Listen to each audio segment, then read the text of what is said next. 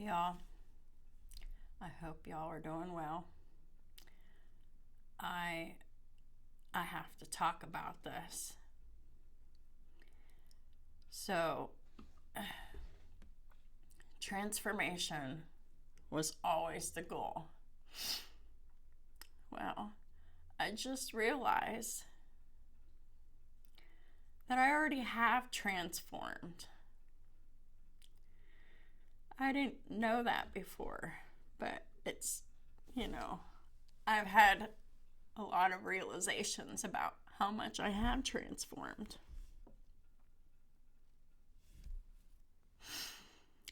And I thought I would be happy.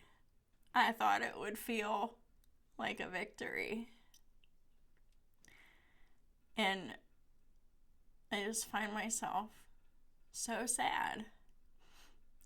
And I've really just been trying to go through this grieving process that doesn't really make that much sense to me. But after I thought about it, I realized that it actually does make sense. I just never considered it before.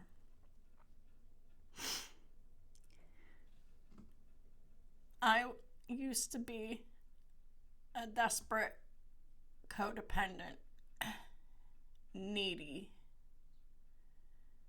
emotionally insecure person.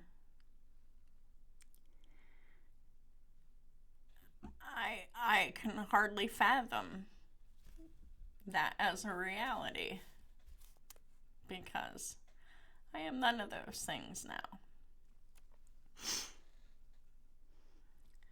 Was always searching. I was always getting over fears, facing my fears, feeling the fear and doing it anyway. And then I realized that not a lot scares me anymore. When I used to be afraid of pretty much everything. But that state of fear is what held me back for so long. Along with the state of fear was also my mindset that I had.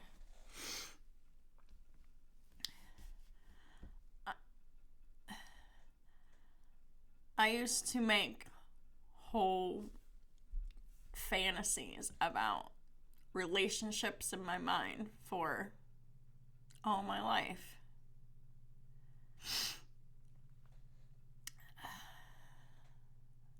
Now that possibility seems utterly ridiculous. Like, for real. Like, I giggle because, I just wouldn't deal with any of that anymore. Like, I prefer realism and I prefer the truth. My fantasies felt nice, but not always. But I thought that my fantasies were real for a while. Like, real in the sense that I could make it manifest. But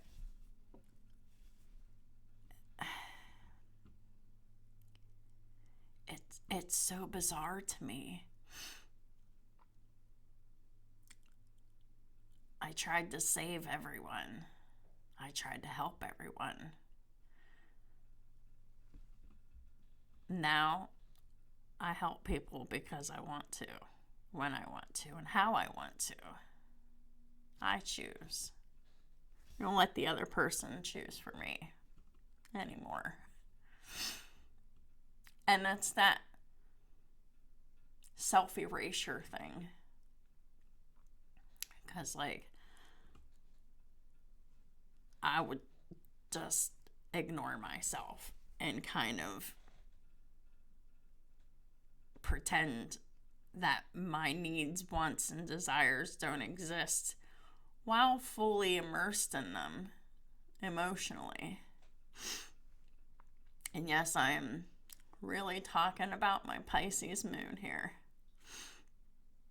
But I don't think I would be able to explain this if I didn't have my Pisces moon in my 7th house. My 7th house has Aquarius in it. So that Aquarian thinking, and it kind of strengthens my thinking a lot, because I'm able to detach from a lot of stuff and look at things objectively.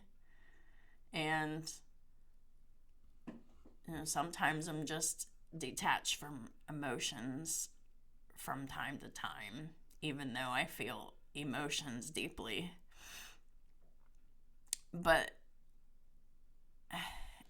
it's given me the ability to be able to be observant, to look at things in a different way, and pursue more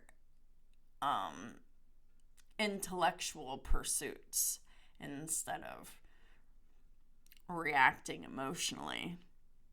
I used to yell at people all the time. And then I realized that one day it was like, my grandma died when she was in like her mid-60s or something on my dad's side. And she died pretty young, but all I remember her ever doing was yelling at people. Well, when I was in my 20s, like, I was in like a good several year period of me just yelling and reacting to people, and just yelling and like yelling until my veins are popping out, my face getting red, and now I can't imagine doing any of that, because like, that's too much energy to expend. And I'm thinking of it in terms of energy management and not like emotional sponge. So like, I didn't have any boundaries because I didn't know what they were, and then I realized that I needed them, and then I started at ground zero with it. I'm like, I don't even know what a boundary is. But then I started looking at the past things that I've experienced that I didn't want. So you just move accordingly to all of that, and it just starts getting easier and easier to create boundaries with people now. But I could remember it was like a slow moving battle. It really felt like I was in, you know how in Nightmare on Elm Street, the steps turn into the marshmallows? Yeah, I felt like that for a long time. But yeah, so then I realized one day, I don't know, after several years of just yelling and being emotionally reactive to people and hurting people, and I was hurt. They were hurting me. I mean, it's no excuse, but it just is what it is. So I realized that all this yelling I was doing, I could probably die young like grandma if I didn't stop yelling at people. So I decided that I was just determined to stop yelling at people. haven't yelled at anybody in a long time. I really don't think it's worth putting any effort behind it. I also don't feel anger hardly at all. If anything, I feel more cynical about the things that used to make me angry, if that makes any sense. But it's definitely emotionally detached, for sure. So I think that Aquarius 7th house has kind of kept me sane, because like it's taught me how to be logical, and it's taught me how to separate myself from my emotion, and it's taught me how to see people as they are instead of through rose-colored glasses. I was so accustomed to those rose-colored glasses with every new person I ever met that I never even realized that that's what that was.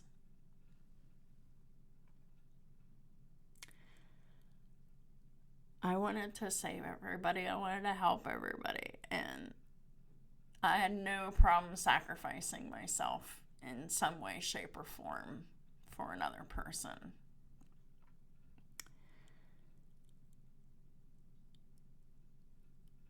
I used to be a woman who believed, well, and a girl.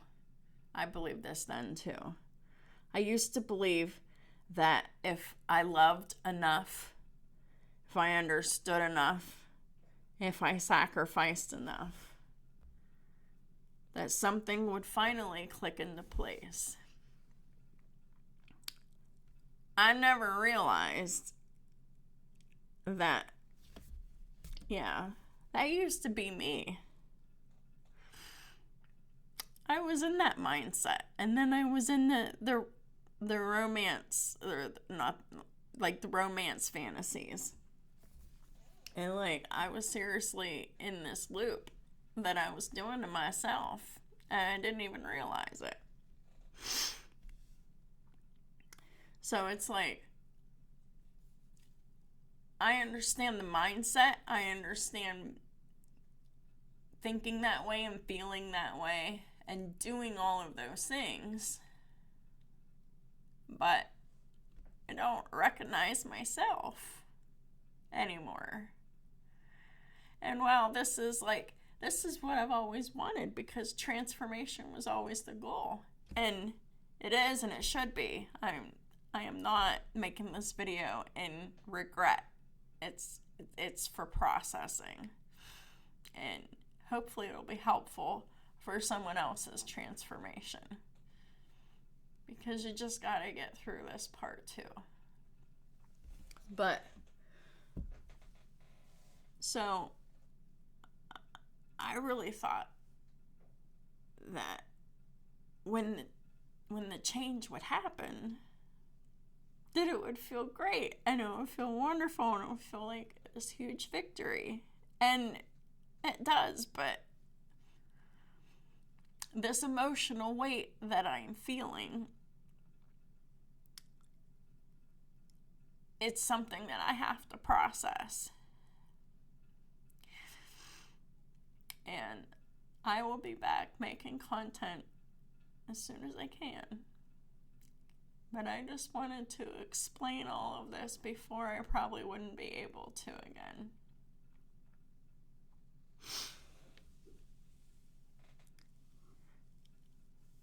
It's not like I want to be my old self ever again. Definitely not. Would never do any of that stuff again. Feel those things again. Think those things again. I snicker at myself. I shouldn't do that, because I'm kind of making fun of myself for being that way. When I can't imagine being that way ever again. But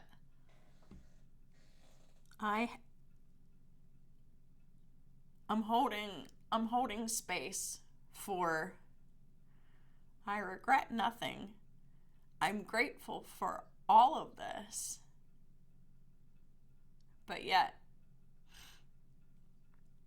the loss of the self is a grief that we must navigate through to get to the other side, to get to what I'm hoping is a more happy and grateful feeling once this sadness cycles through.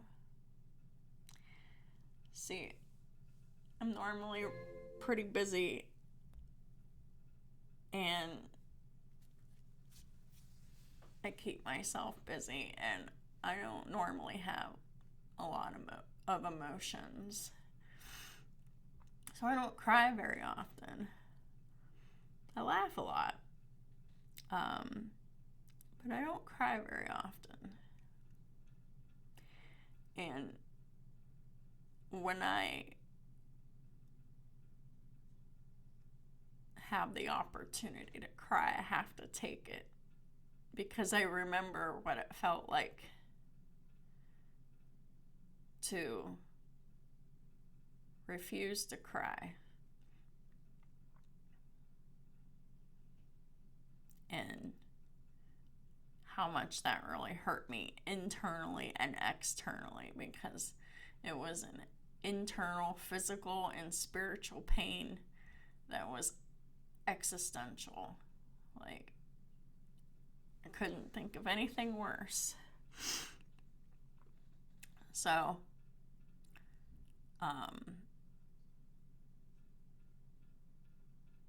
but now it's just, the reality is so different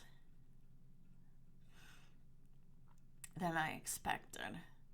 I never considered that I'd be sitting here understanding my old self, having love and compassion for my old self, while absolutely refusing to be the old self ever again.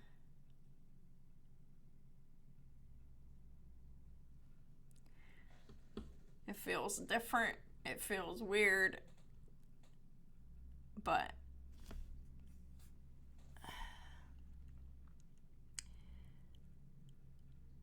I wouldn't trade this for anything.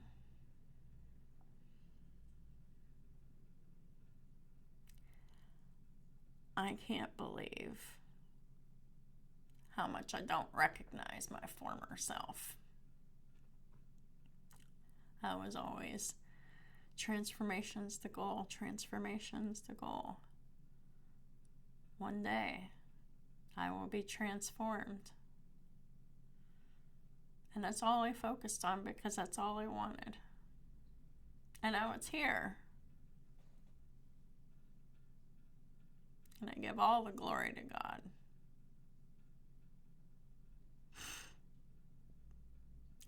But I also have respect for everything that I've done to get to this point. Because it's been hard. It really has. I know that whenever I do things, I make things look easy for other people a lot. Not always, but more than not. But people don't really know how actually hard it is for me. But it just happens to look easy. So that's like a weight that I had carried, because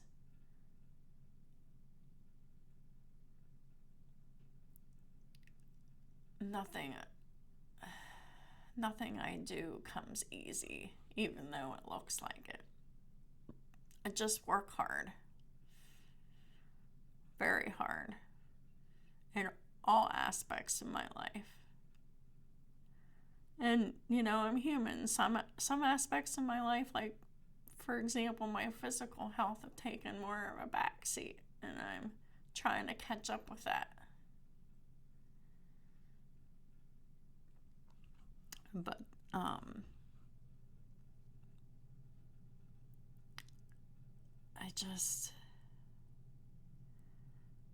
I just didn't imagine I'd be crying about this.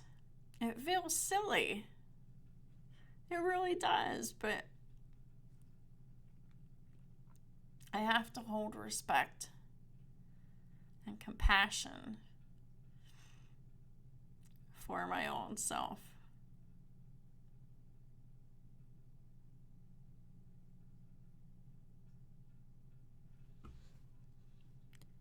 So I really hope that, maybe this helps somebody in their own journey.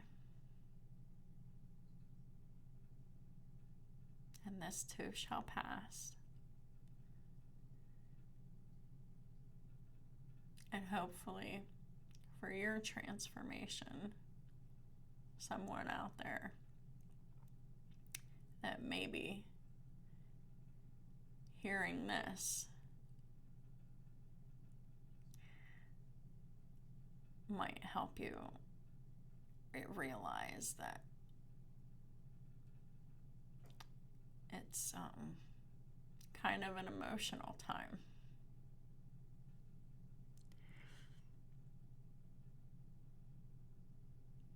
I'm so thankful to be able to talk about this, process this, pray about this, and put a video up of this. Probably, I don't usually make emotional videos, but I had to go with it because of where my thoughts are. Because if I've noticed that if I wait after I'm not emotional, then I'm not able to fully verbally communicate what I just kind of learned, epiphanied, however you want to call it. So, just get through this grief. It's kind of like sort of like a funeral in a way. Because there's compassion, there's reverence, there's respect, but there's no desire to be that person ever again.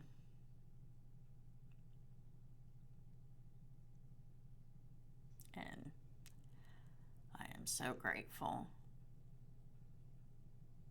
for it all, for everything, for all that I am, for all that I have. But most of all, I'm grateful to God. Ayah, Asha, Ayah. I am that I am. And those who resonate with this video are on their journeys too. And Ayah, Asha, Ayah to you. And that only means I am that I am.